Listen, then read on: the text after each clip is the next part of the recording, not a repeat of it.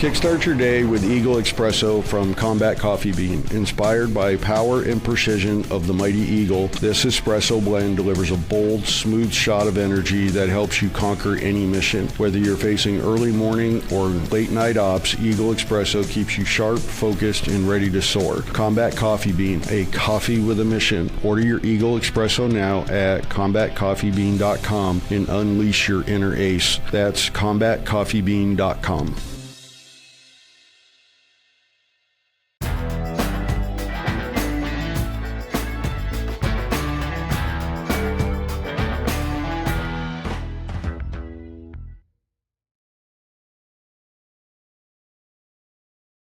Hey, good day, everybody. This is Dave Rafus with the Boots, Beans, and Business podcast. Today, we have a special guest with us, Lieutenant Colonel John Thayer, an Air Force Academy grad. Welcome, John, and I'm going to let you tell everybody a little bit about yourself. Hi, Dave. Yeah, thanks for that. I'm happy to be here. Thanks for having me on to talk a little bit about my story. So, yeah, I grew up in Henderson, Nevada, just on the south side of Las Vegas, a different part of the desert where I live now in Tucson, much prettier down here. But I was there through high school. And then as soon as I graduated high school, I got the heck out of Dodge and went to the Air Force Academy in Colorado Springs. So 4 years there and then a career in the Air Force before finally ending up here in Tucson. Oh, okay. So what exactly is it that led you to the Air Force Academy that made that the place for you?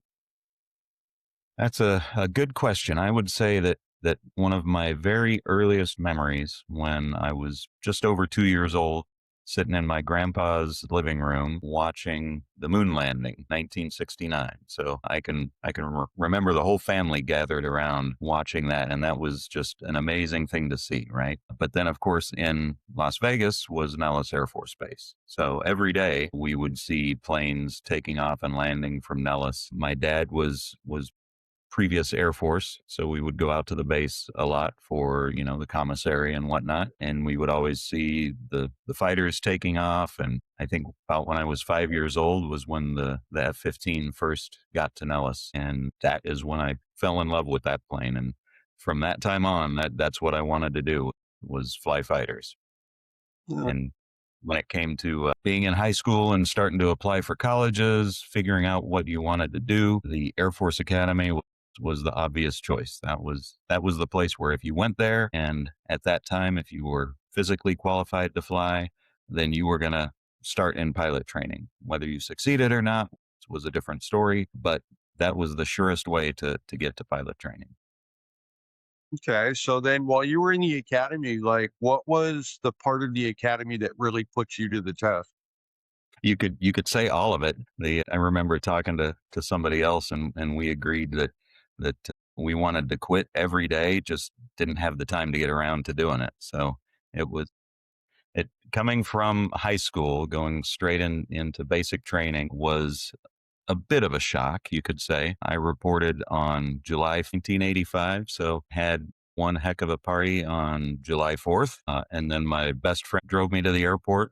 We said goodbye to my parents, and my best friend drove me to the airport and ended up in Denver, Colorado, and took a bus down to the academy. I had hair down to my shoulder blades because I had known for the last couple of years that was where I wanted to go, and so I wasn't gonna cut my hair until I got to basic training. So the barber had a lot of fun with me. Had a razor in each hand going over my head like that. You can see it had a lasting effect. When I was there in the chair laughing about my haircut, a Marine Corps major there are lots of officers at the academy, and there are some exchange officers. So there was a Marine Corps major who got in my face and was yelling at me over losing my hair. He assumed I had an emotional attachment to my long hair. And it was funny to me as an 18-year-old to see this grown man yelling at me over a haircut. So that made me laugh a little more, which made him a little more angry, which made me laugh a little more. So we went back and forth for a couple minutes until a haircut was over, and then he moved on to somebody else, and I got to laugh by myself for a while there. But that was the first shock. And then I would say that just the method that basic training has in general of breaking down the individual, then building up the team, right? That was a good experience for me for sure, and lasting. Very many of the people that I was in basic training with so many years ago, we are still in contact. So the way it's set up at the Air Force Academy, the group that you go through and with in basic training, that's your flight. And you end up being in a squadron in the academy together for your freshman year, your 4-degree year. So you get, really tightly bonded to a lot of those people. You go through a lot together for that first year. And we are still, like I said, connected. We still get together at reunions from time to time, lots of contact on Facebook. And of course, through the Air Force career, you run into each other, and even afterward now on the industry side, I still see a lot of those same people every year, throughout the year at trade shows and stuff. So, when you go in the Air Force Academy, is it like your 8 weeks of boot camp and then you transition into your classes, or is there a break? How does that work?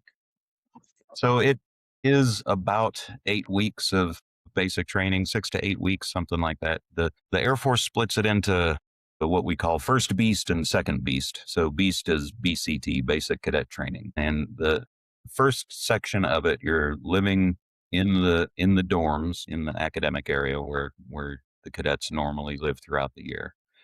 So that's where you have 2 to 3 basic cadets per room. Um, and you have all the normal stuff, the morning inspections, and you think you're allowed to sleep in until 5:30 or something, and then somebody comes around banging garbage can lids or blasting Superman music or something in the hallway, and they wake everybody up and tell you that you're late. So you always wake up startled, but that first few weeks is about learning how to wear the uniform, learning how to march for those of us that didn't do any junior ROTC or anything like that, learning the military terms, yes sir, no sir, all of that stuff. You get used to being yelled at and not taking it personally. And then and you start doing the physical fitness, right? Every morning you do PT. And there it's not a joke, because most everybody comes from lower altitude, and now you're doing PT at 7,200 feet. So even if you show up there even if you show up there in good shape, those first few days are a bit of a shock. And I played soccer all through high school, so I was in good shape. Yeah, working out at 7,200 feet made a big difference. But Yeah. then get used to that stuff.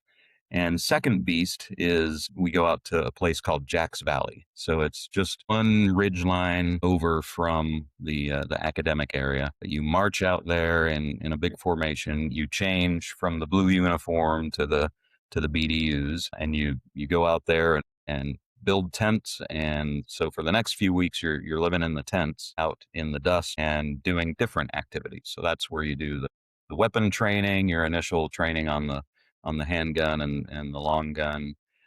You do the obstacle course, you do different kinds of physical activities, and you really get a lot more physically drained out there day to day. But lots of fun to be had. It's the the first time that you go to the firing range, and you have all the rules and all the procedures out there. It's a lot different than going to shoot your dad's 30-06 when you're growing up and throwing bottles out there and trying to hit them.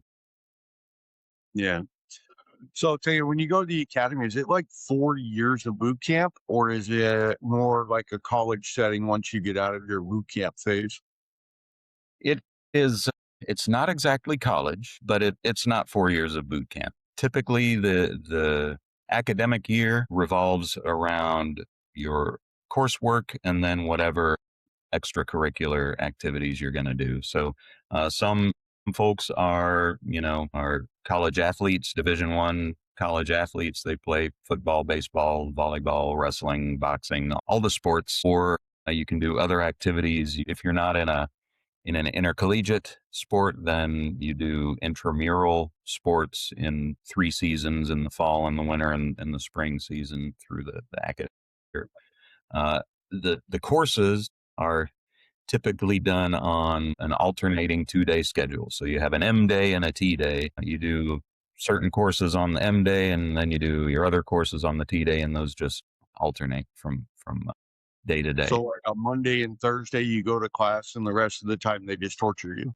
Yeah, right. Not exactly, but there is always PME, professional military education, in the coursework there. So again, it's not exactly college. You're doing college work, but you're doing military education as well.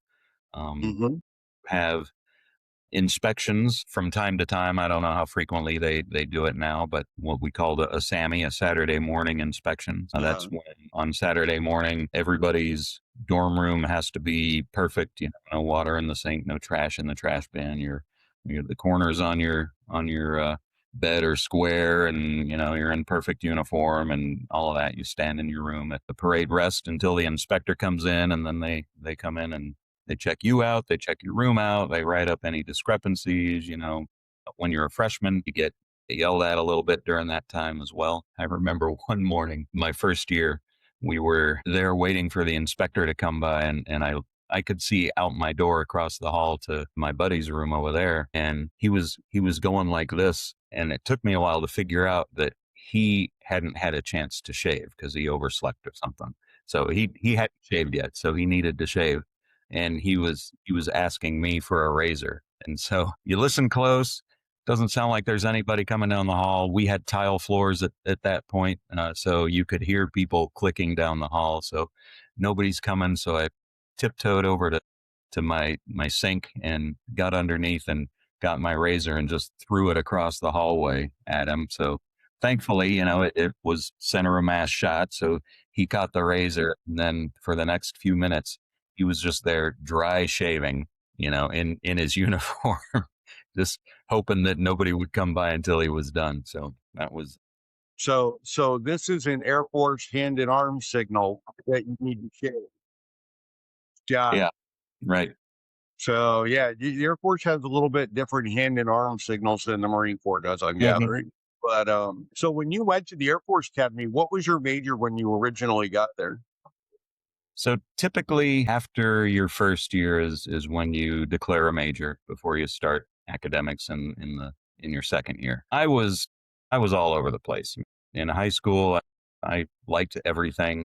The three places that I was applying for college were the Air Force Academy and Cal Poly out in San Luis Obispo to go do something scientific, or going to music school. So I was just all over the place. But when the Air Force said yes, because that was where I really wanted to go, then I just didn't even complete the process at the other places. So I got there, and through that first year, it's so focused and disciplined, and you don't have a whole lot of spare time, especially as a freshman. So I wanted to branch out a little bit, right? So I thought, okay, well, I'll try English. I'll be an English major. So my sophomore year, which they call the third degree, my third degree year, I was an English major. Took a lot of classes on composition and interpretation and all that kind of stuff.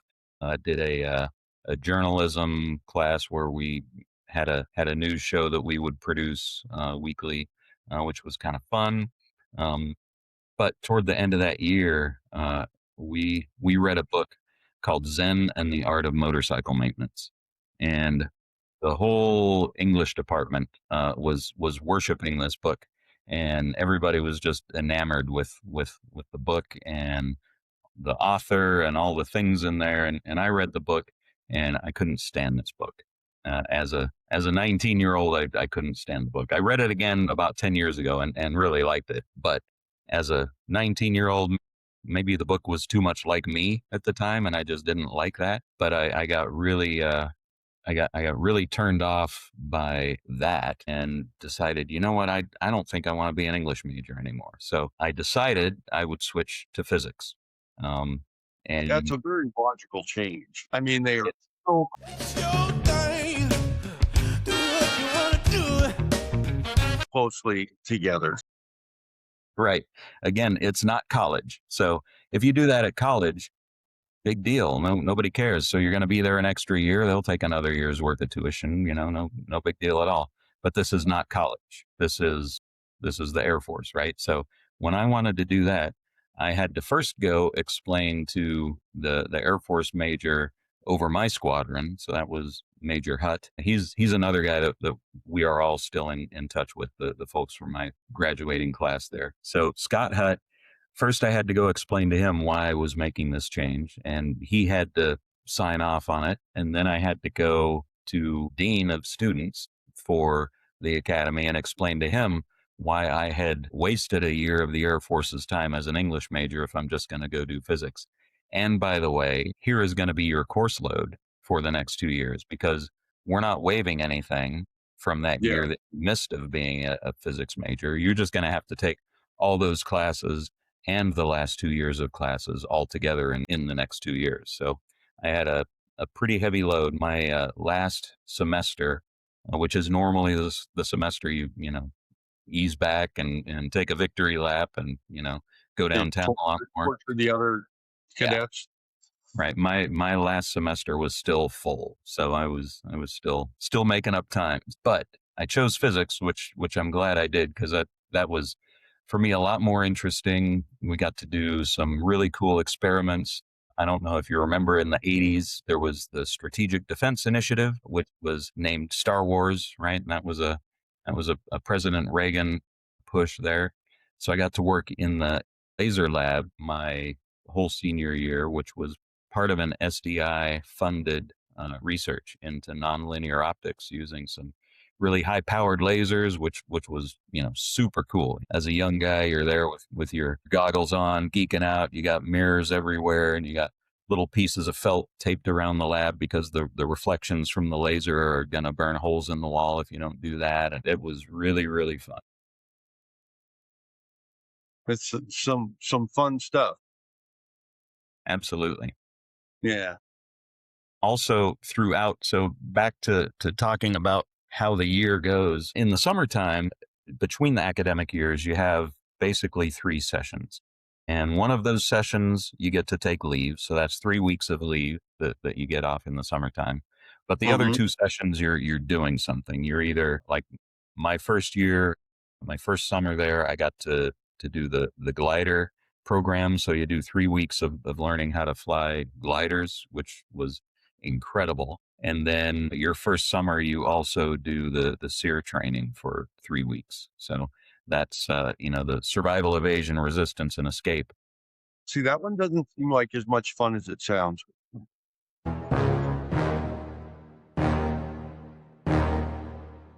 Well, it depends on your background. So, my dad was a farm boy from Colorado, and we spent a lot of time out in the hillsides and the mountains around southern Nevada, hunting and camping and, doing all sorts of fun, dirty, messy stuff. So that part of SEER training was just right up my alley.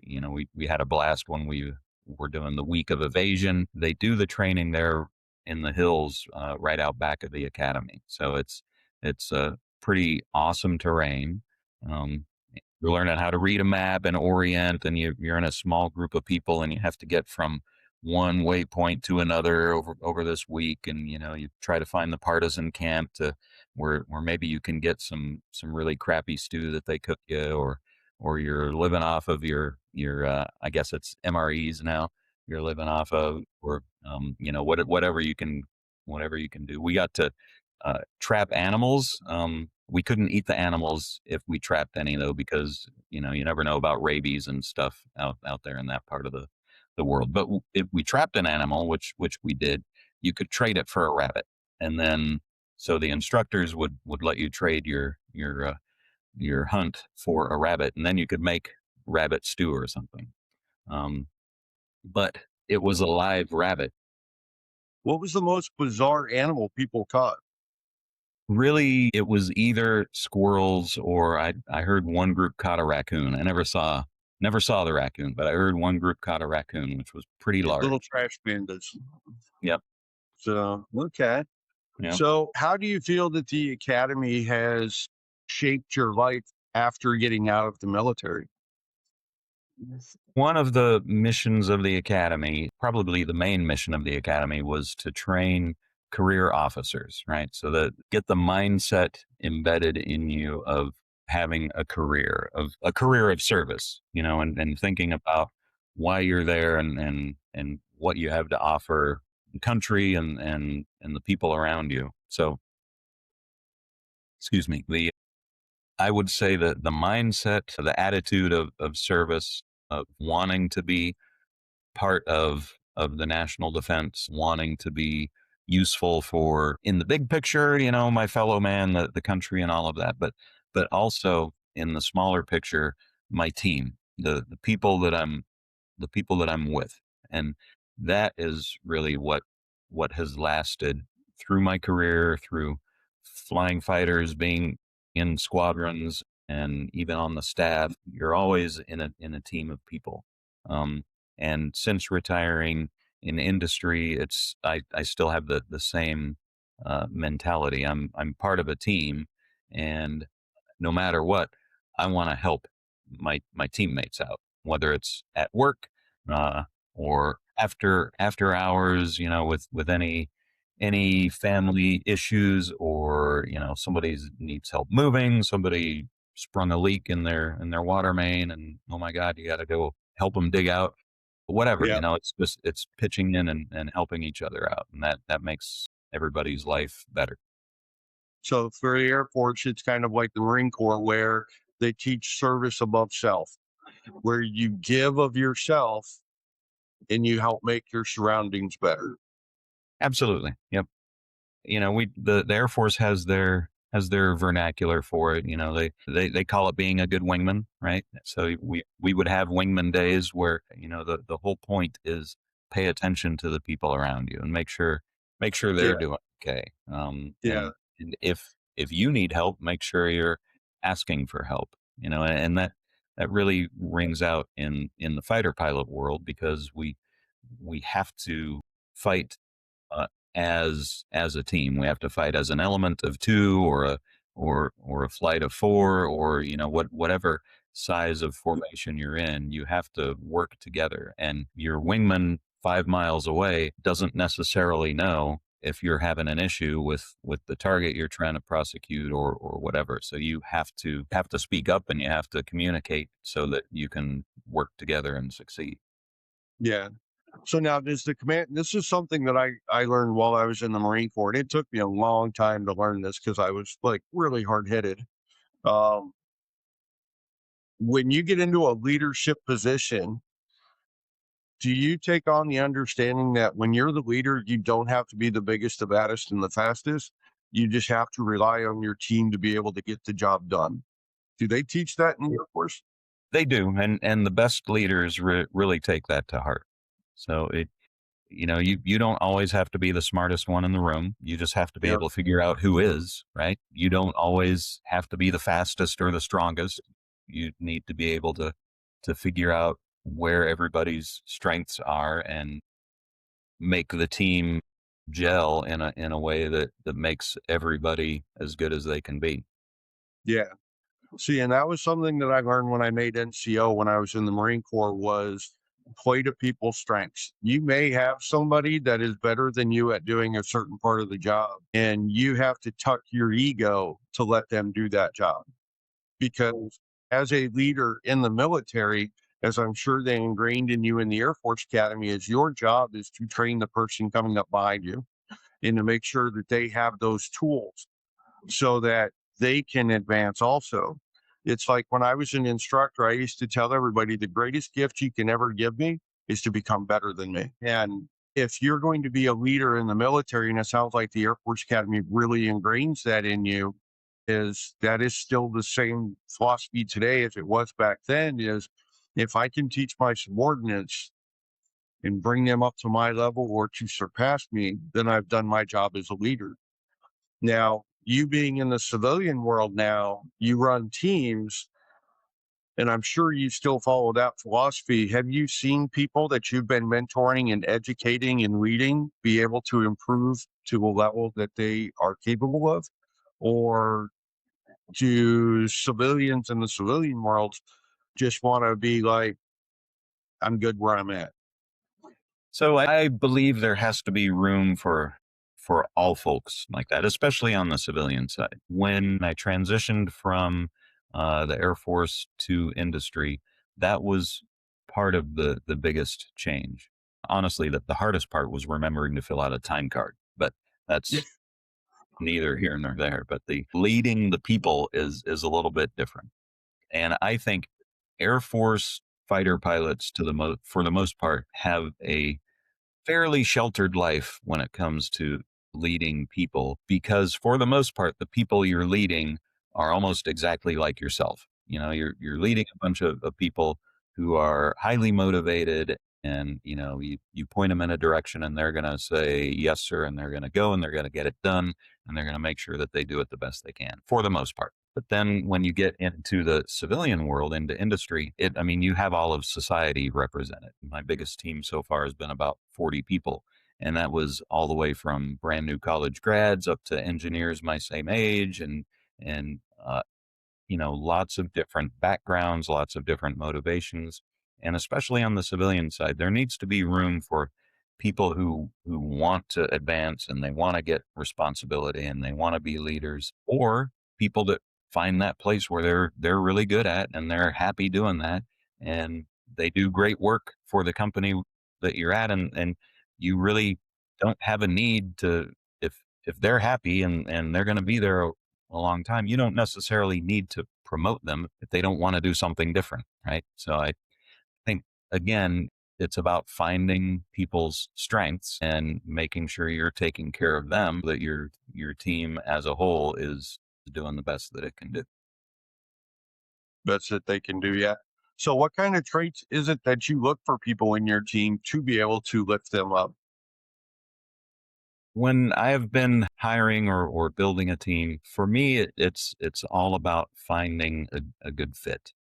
I go back to the movie Miracle, where Kurt Russell played Herb Brooks, the coach of the national hockey team, and during the tryouts, one line that he said was, "I'm not looking for the best players, I'm looking for the right players," and that's kind of the attitude that I've taken. I want you need you need a team with a background or a variety of backgrounds, and you need a team with a variety of perspectives so that you can hear other people's takes on what problems or solutions might be out there, and you can get a lot better information that way, and you can pick the right person for the right task, because it won't it's not just a cookie cutter. Every problem isn't the same and every solution isn't the same.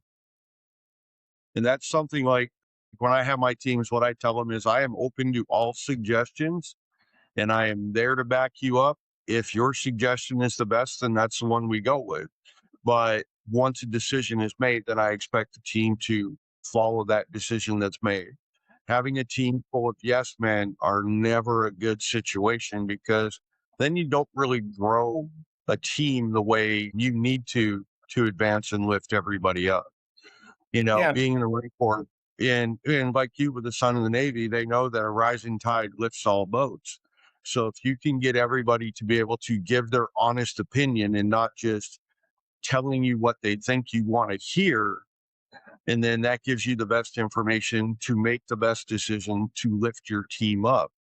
And I'm assuming in the Air Force Academy that's what they teach you. Like you say, when you fly, you are flying with individuals that are like-minded and have been trained to follow orders. I imagine when you're up there at 15,000 feet in a fighter pilot posture and you're doing air defense, there's not a whole lot of room for discussion. It's you follow your lead pilot and you do what the mission calls for.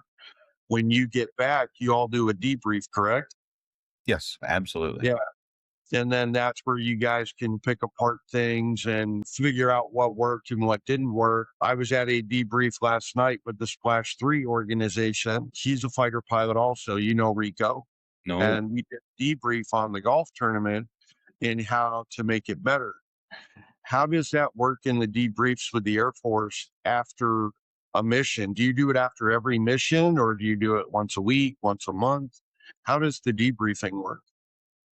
It's after every mission. I would say a typical a typical day when you're flying in the Air Force is a pretty long day because you prepare for the brief, and the brief starts a couple hours before the flight, and then you have the flight, which can last anywhere from 25 minutes to a few hours, and then you prepare for the debrief, which takes a good 30-45 minutes to watch your recordings and take your own notes. And then you have a debrief with, if you're just flying one against one, you're debriefing a lot of the flying tactics and the maneuvers.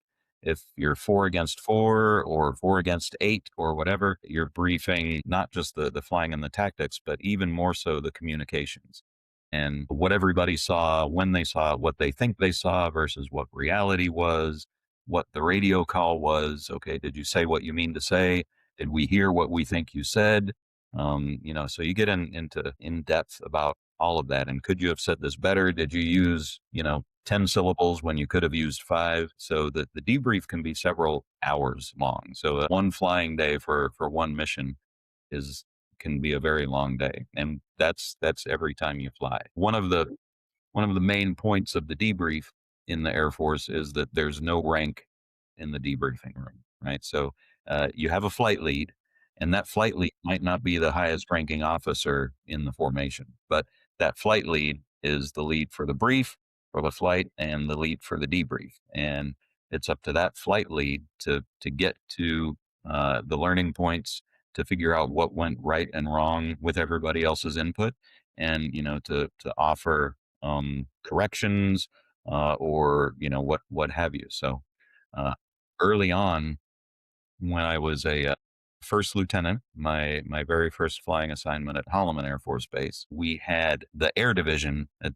that time was what it was called. The Air Division commander was Brigadier General Fig Newton. So he was a former commander of Thunderbirds, and he eventually became the commander of Air Education Training Command. So Fig was a great guy, but here I am, a first lieutenant, flying with a 1-star general. I was not a flight lead yet, but I was getting ready for the upgrade. And so when it was brief time, basically, Fig said, all right, Clyde, you're going to lead us today. So let's go out and do this. And then you can do the debrief, and we'll just start getting you ready for this. I was okay. Well, it was a nice surprise, but here I go. So here I am leading a 1-star general around the White Sands Missile Range. And then we get back and land, and everybody's still alive. So far I'm successful. But then in the debrief, it's right. In the debrief, it's up to me, little 23-year-old, 24-year-old Clyde, to tell this 1-star general what he did right and what he did wrong. And he sat there and took notes, and then he debriefed me on my debrief. So that's how the learning happens. So it was. That's So the way how we do it. often do personalities clash in these debriefs when they're saying, well, I'm a colonel, you're a lieutenant? That it rarely happens that way. So Yeah. usually the personality clashes are because fighter pilots are a bunch of type A personalities. So you say this, but I think this is better, and so it's more a personality and a willpower clash than a rank Gonna clash. rank Very clash. rarely does something like that happen, because the culture just doesn't support that kind of teammate. Yeah. So going back to the academy a little bit, when do they decide what aircraft you're going to fly, and how do they choose that? Because you've said you've always wanted to be an F-15s, and you got the F-15. Now, is it because you're the top of the food chain, top of the class, or is it eeny, meeny, miny, mo? That has changed over the years, and it's not decided at the academy. What is decided at the academy is where you're going to go to pilot training. And that was done, and I imagine it still is. I don't know. That was done by class ranking. And your class ranking was a combination of your academic score. You also get a military score on the same scale of academics. So you have a GPA for your academic score, and you have an MPA for your military rating. And the combination of those determines your graduating order in the class. And so they have a big session with the whole class, and we graduated, I want to say, about 990 people in our Wow, class. pretty And of good those, size.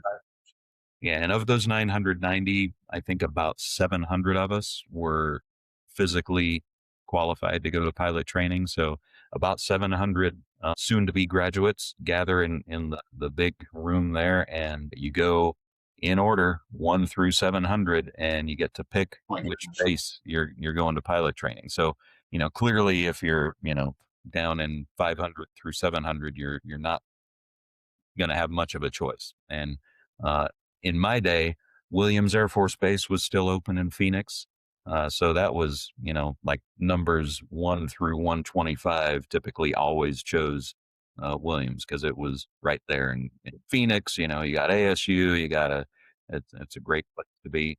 Um, so I was middle-ish of the pack, and I ended up with Del Rio in Laughlin Air Force Base, Del Rio, Texas. So right down Yep. there on the Rio Grande, Yeah, right it's by right on the border.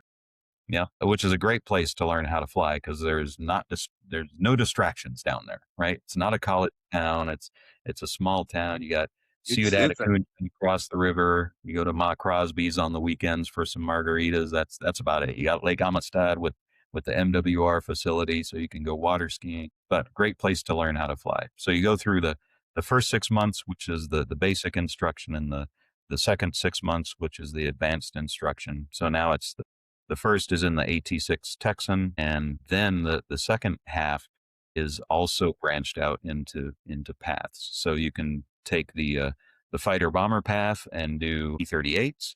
You can do the transport path and do the business jet, the P-1, or you can go to helicopters and ship off to Fort Rucker for helicopters. So in my how day, many, though, how it many was all people in the Air 37. Force actually choose that path? Well, lots of people do nowadays. Yeah, Yeah. Okay. So, because I was kind of curious, because I know the Air Force has helicopters. right. Are they kind of looked down upon because they're helicopters? No, I would say for a while there might have been some of that attitude going on, but the helicopters, the Blackhawks and the 53s, they are some badass people. I had when I was an instructor in pilot training in Oklahoma in the middle of my career, I had one guy. He had grown up a farm boy, and he was farm boy strong. That's this kid. He could bench 420 pounds, and Those are scary people. yeah, he was he was a really good guy, and he was middle of the road, maybe slightly under middle of the road in his scores in the first part of pilot training.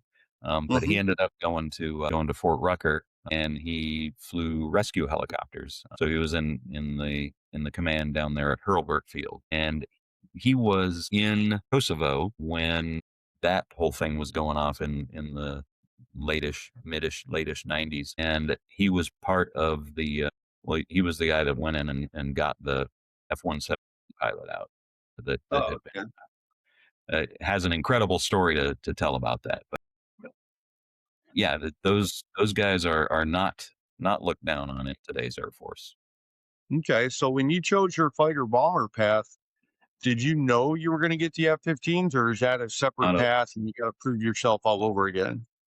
Yeah. So again, that has changed a little bit. When I went through, we would fill out a dream sheet. So you'd list 1 to 30 the aircraft that were out there in the Air Force and what you wanted first, and what you wanted last. And then the instructors would go through and they would get a batch of aircraft from personnel command, and they'd say, okay, these are the choices for this group of 30 people who are graduating next month, and the instructors would parse it out as to who they thought was best fit for things. Yeah. So you're Nowadays, literally have control of your career on what you get. right, you have input, but not necessarily control. Today it's a little bit different. They do the same kind of thing where you have a class ranking based on all your scores and your check rides and all of that. So now the students toward the end of the year of training, they see the list of aircraft that are available, and then first place to last place, they go up and pick what they want to pursue. Okay. So a So little and bit. that, how long is fighter pilot school? It's so pilot training is about a year, And if you're going to a fighter, then you go to what's called lead-in fighter training, where you're still flying a T-38. So you're flying a plane you're familiar with, but you start to learn the radio comms and some of the maneuvers, the basic fighter maneuvers and that kind of stuff that you're going to have to know to fly a fighter. So that's about 3 months. And then you go to the training for your specific fighter, which is generally about another 6 months. So after you graduate pilot training, with all the transition time, you do water survival and a couple of other things. So if you haven't done SEER yet, then you go do that as well. And then you get through your fighter initial training, and that's, about another year after pilot training.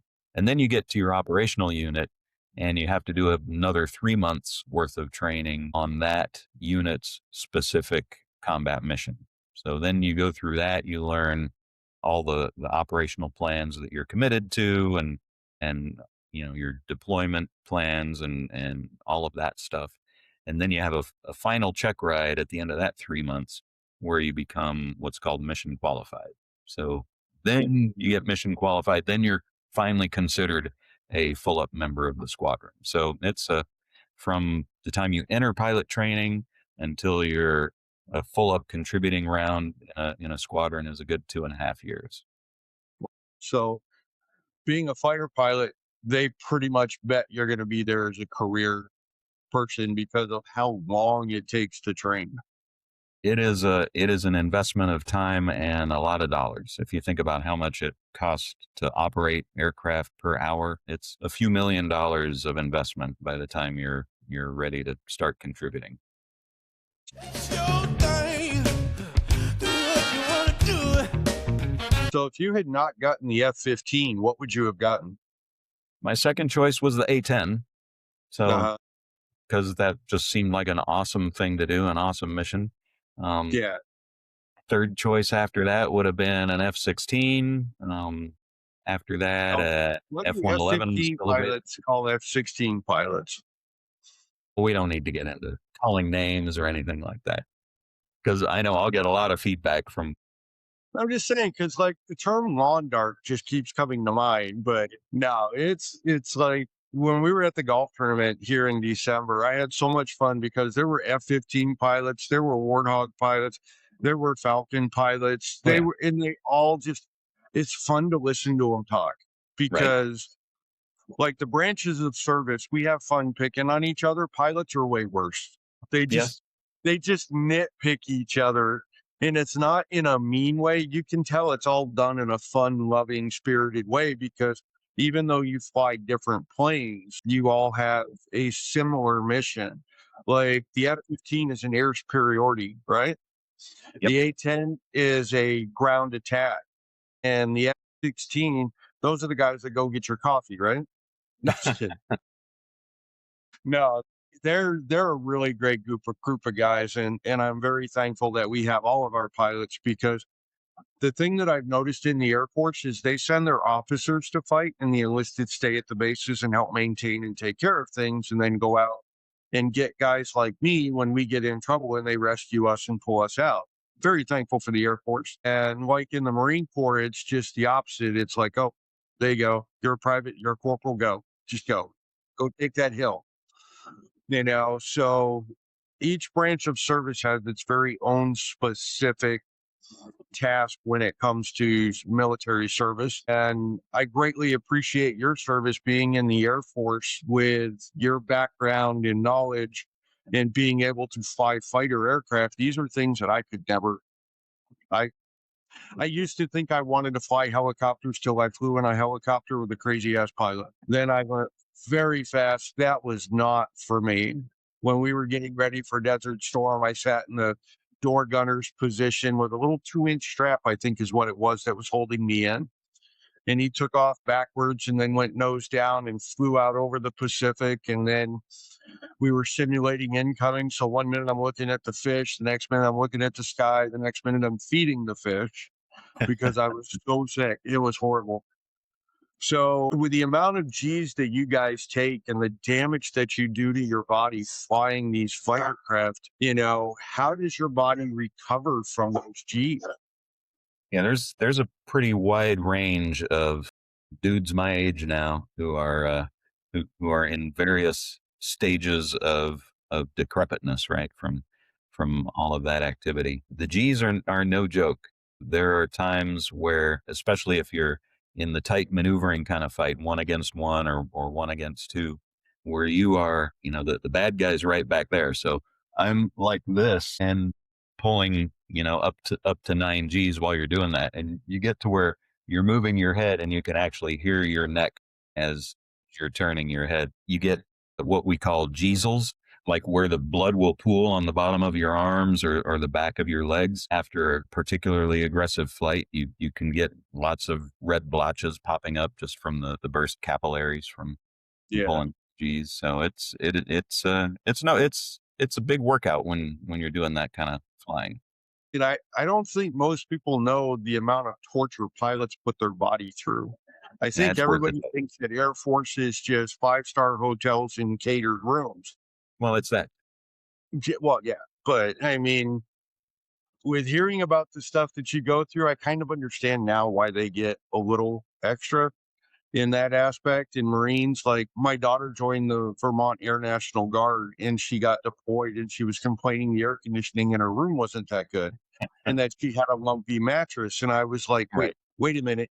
You have a mattress? Because when Right. I was in the Marine Corps and I went overseas during Desert Storm, we dug holes and slept in holes. We didn't get air conditioning. Air conditioning is when the wind blew. Yep. Right. So when she started complaining that the air conditioner wasn't working properly or there were lumpy mattresses, I'm just like, oh, you got to be Mhm. kidding me. You get a mattress?